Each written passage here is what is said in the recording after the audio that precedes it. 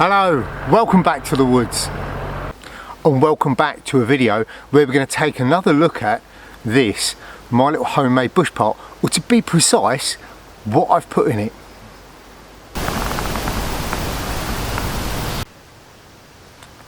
So that's right, this is that little homemade bush pot that I put up a couple of videos ago, and loads of you really obviously enjoyed that video because an awful lot of you have watched it. What I thought I'd do in this video is I'll take you through the contents that I've now put inside, and what I've put together is a little kit which covers me for cooking, covers me for water, treatment, etc. all contained in the actual bush pot itself.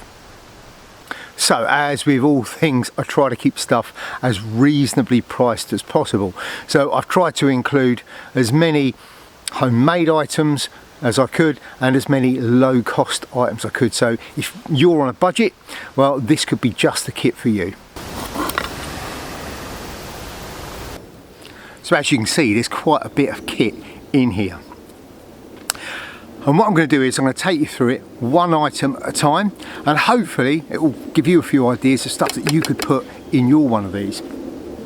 So we'll start in no particular order. First thing I've got is one of these, and this is something called pour and store bag, and they're great. They've got graduations on them, they've got a zip lock at the top, and the best thing about them is they have a base so that you can fill these up with liquid and then you can stand them.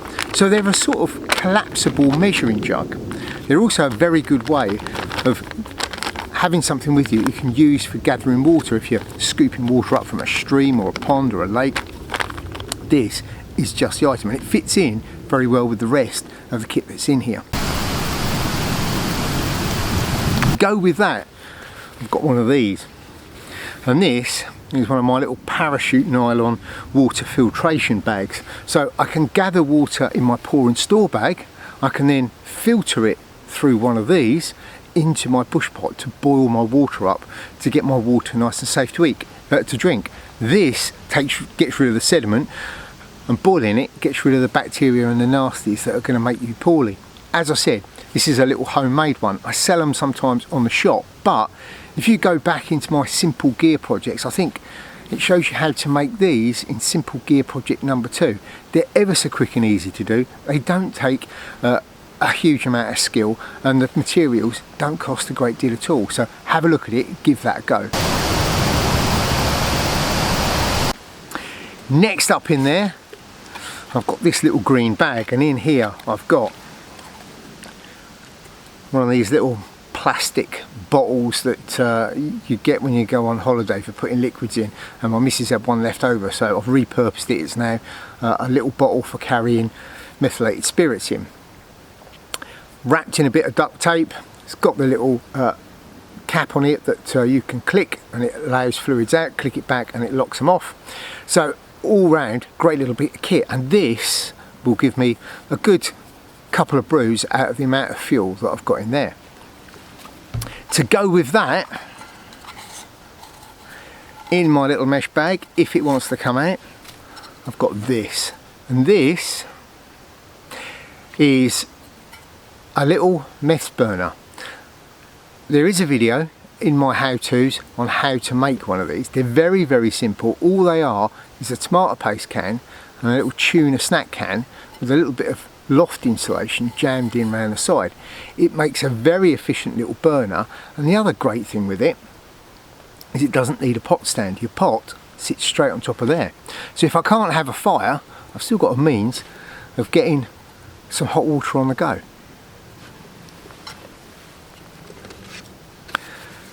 To go with those, I've got this, and this is a foil windshield. Basically it's a big circle of heavy duty foil, and all this was, there are those disposable barbecues and disposable roasting tins that you can get in the supermarkets, and I think the idea is once you've used them once, throw them away. Don't. The foil cut into strips which you can cut with normal domestic scissors, makes an ideal little windbreak.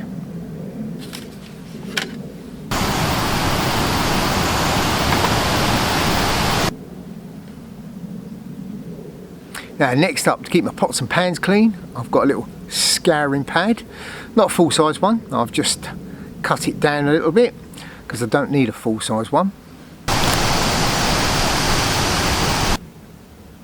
Also in here I've got a little wooden spoon, again cut down so it fits in the pot.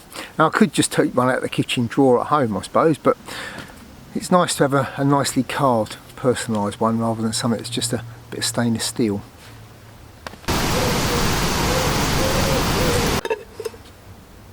Then I've got one of these, and this is my cup. I've got my stove, I've got my pot, everything I need for a brew, but I need something to drink out of. And this is one of those folding cups. They come in a couple of sizes. There's the original one, which is the smaller one, and then there's one of these, which is the bigger one, which I do like my tea, so I've gone for the slightly bigger one. Great bit of kit, don't really weigh anything, lasts for years. I've had this one for quite a long time now.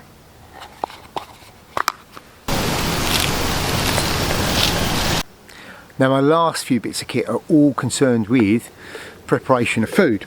So I've got these, and all these are flexible cutting mats. Now I bought a pack of 4 of these in Poundland. This is just a quarter of one of them. You mark them up into 4s, cut them out, and they fit ideally into the bush pot. They're flexible so they can mould to the inside, but what it gives me is a safe, sterile surface that I can cut on. Yes, they're not particularly hard, but if I can find a flattish, firm surface in camp, I can cut onto these while those are placed on there. Also, the bonus with these is once I've cut the stuff, I can then take it to my pot like so, empty it in. These are a great little bit of kit, and they don't cost anything. Like I said, Poundland for a couple of those. Absolutely brilliant, and I've got enough for Christmas presents for other bushcraft mates. And my last item, also to do with food, is one of these. And this is a little, I think this is the Boca Atlas, and it's a little slip joint folder, so it's a non-locking. It's very simple, and it's all metal construction. So once I've finished prepping food with it, what I can then do is wash it up in boiling water, and it will be completely clean and bacteria free again. So I've got a dedicated little food prep knife. So that's the contents of the pot, and what I'm going to do now is use those to get myself a brew.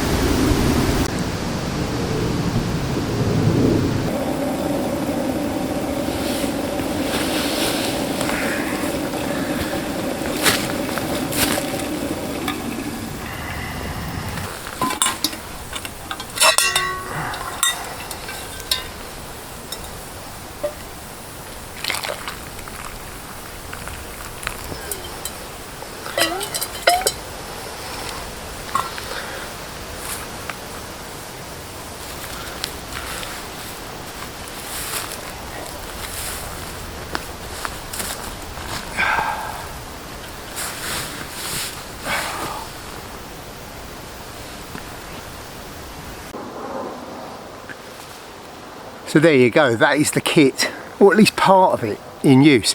Give it a go. It's a great little project. None of it costs very much to put together, and if you're on a budget, then it could save you a few quid. So get out there and give it a go. So if you enjoyed this video and you found it useful, then remember, give it the thumbs up.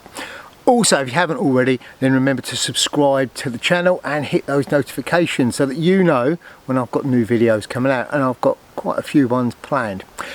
In the description box down below, you will find links to my social media, so Instagram, Facebook, all the usual. You'll also find a link to my Etsy shop, the Greencraft shop. Pop over there, get yourself a Greencraft patch. There's a few other bits and pieces coming up as well, including some of my Mini Moors survival scarf. For those of you who missed out on the guide haversacks, there is going to be another run of those coming up very shortly, so keep your eyes peeled for those.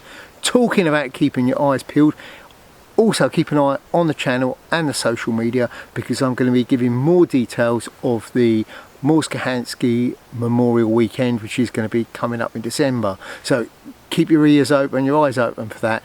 Get some details and get involved with it. It's a great cause. I think that's everything. I've been Neil, and until next time, stay safe. Oh, wicked cup of tea.